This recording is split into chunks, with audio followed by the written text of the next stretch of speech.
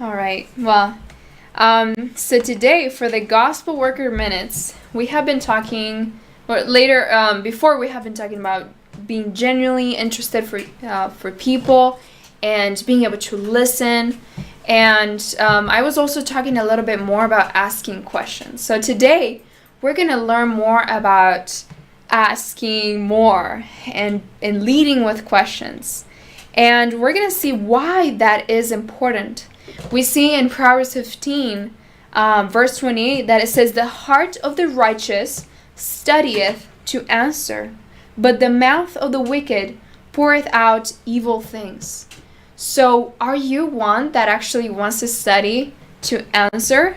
Do you want the heart of the righteous? Do you want to develop that heart? Well, so that's what we're going to learn today. We're going to learn about studying to answer.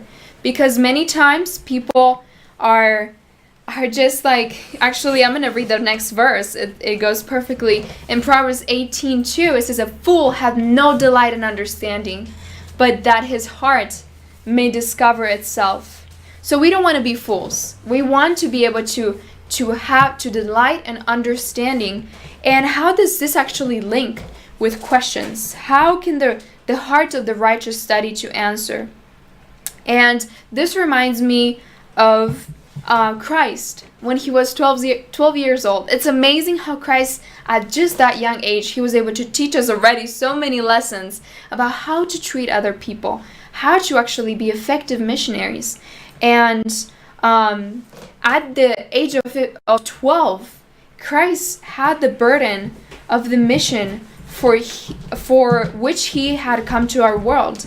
And his soul was stirred into action. And as one who would learn, he asked questions of no ordinary character, by which he flashed light into the minds of his hearers and brought them to an understanding of the prophecies and the true mission and work of the Messiah they were expecting. So it's amazing how we see that Christ was able to just start asking questions so that others can learn even more. So I would like to go more into that. So on the next slide, we see that questions, we're going to understand how questions are a golden key that can unlock hearts and minds. And that's the same thing that happened with Christ when he was talking with all those physicians and the rabbis and Pharisees. He was able to unlock the hearts and the minds, because if he was just going to come there and be like, this is giving a lot of statements and giving a lot of like, this is what's going to happen, this is what the Bible says, and kind of going as, I'm going to teach you, they wouldn't receive him. But just because he went and asked questions, they received him. They actually opened their minds. They opened their hearts. So us as missionaries, that's what we want to do. We want to be able to ask questions. We want to be able to listen to people. And the more we ask questions, actually the more we're going to be able to learn about the people we're working with. Now, I want to talk about a very important principles that I really want you to grasp. That it really shows why questions are important. Now, first of all, one of the reasons why questions are important is because when we ask questions, we can understand more of what the person is going through. Now, like we read in Proverbs 15:28, which is the heart of the righteous studieth to answer, we as missionaries, which you can be a missionary where you are, you can be a missionary at home, we want to be able to know how to answer, to give calculated answers.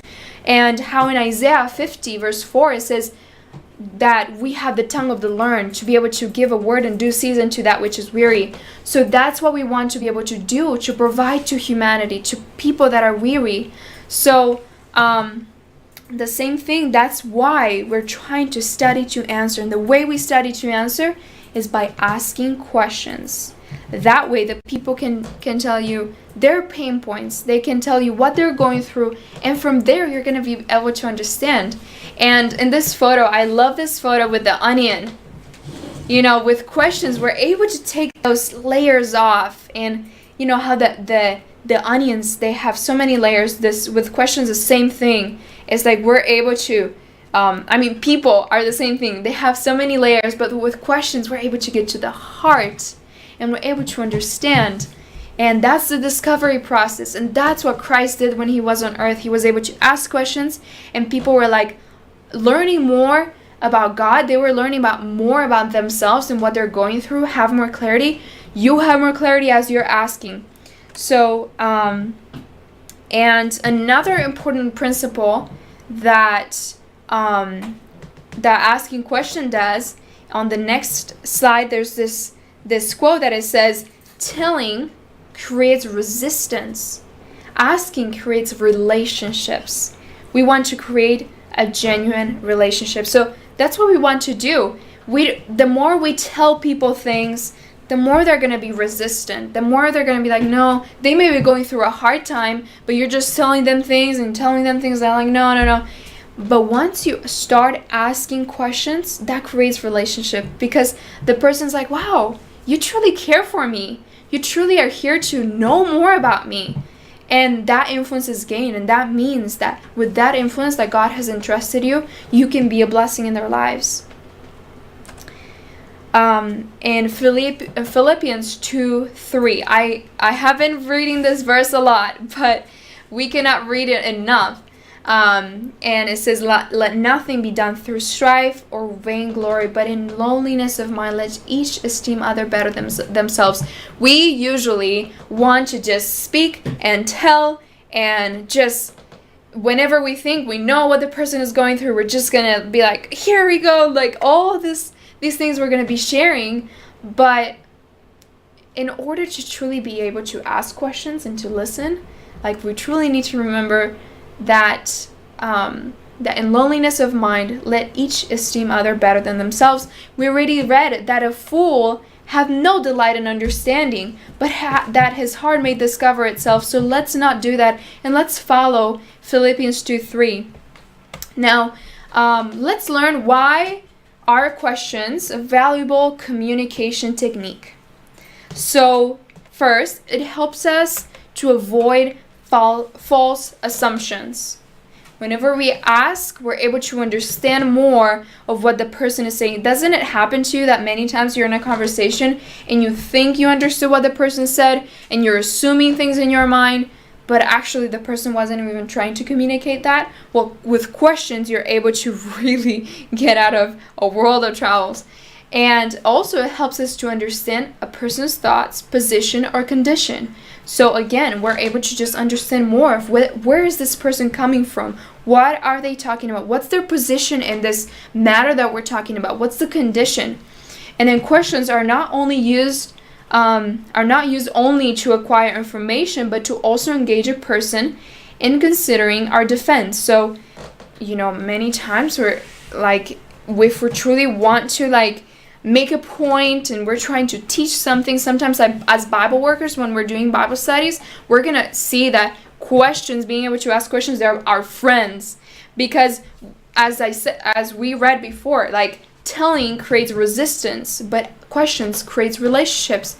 So with this, the same thing. Whenever we're trying to make a point, in order for you to make a point, the best way is to ask the person questions so that they can come to the same conclusion with their words.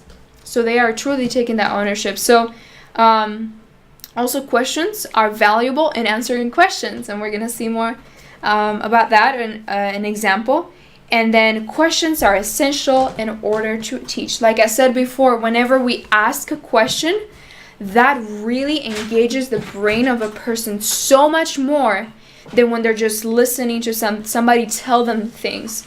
Whenever we ask a question, it's kind of like the brain mechanism just starts moving even harder, and it starts thinking, it starts imagining, it starts reasoning from cause to effect, and that's what we want. You're empowering a person to be able to think for themselves and to be able to find an answer and to be able to understand even more what you're trying to teach.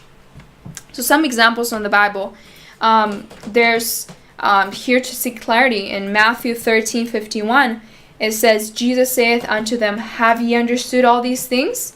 They say unto him, Yea, Lord. So always make sure whenever you're in a conversation, remember, Ask the person, does that make sense? Did that answer your question?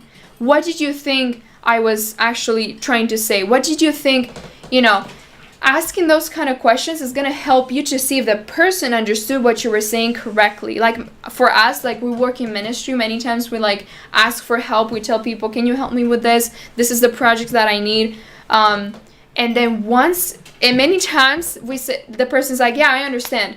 And then the project is done in a different way. And it's like, why did that happen? And it's like, oh, I should have asked the question. So what do you think you're going to be doing? What did you understand? Did I answer your question? And whenever we did that, it's like there was so much more clarity and expectations were met. And the same thing in family, the same thing mothers, whenever they're asking their children to do something, it's like, ask them, did you understand? What do you think you're going to be doing? Or questions like that if the person actually understood. And then in teaching, Matthew 7:3, and why beholdest thou the mote that is in thy brother's eye, but considerest not the beam that is in thy own eye? Just asking this question, like he could have just said a statement over there. It's like, well, if you behold, why do you behold this is still a question, but imagine this in a statement. And it would not really engage people's minds as much if you're seeing it with a statement. But with that question, it's like people are like stopping and are like, yeah, why I'm not beholding the beam in my own eye? And then answer with questions. Matthew 16:14-16, it says, and they said, some say that thou art John the Baptist, some Elias, and others Jeremias, or one of them of the prophets. He saith unto them, but whom say ye that I am? And Simon Peter answered and said, thou art the Christ, the Son of the living God. Now this is so important because they were asking, it's like, so some say you're this, some say, who are you? And if Christ would have said, well, I'm the Christ, it would have been as powerful as when actually Peter answered and said, you are the Christ. Because they were able to take more ownership of that idea, of that truth, when they actually uttered it, when they actually said, yes, you are the Christ. So the same thing, whenever we're teaching, we're able to just ask, if somebody asks you a question, it's like, you can ask them another question, and they're able to answer. You're able to let them reason. You're able to learn more. So with that, another principle, well, first of all, before I get into that, isn't it so amazing how the Bible can give us so many different lessons on asking questions? Like, I would encourage you to go to the Bible and just look at how Christ went with questions. Actually, I remember studying about it, and actually when you look at it, Christ asked more questions than he gave statements.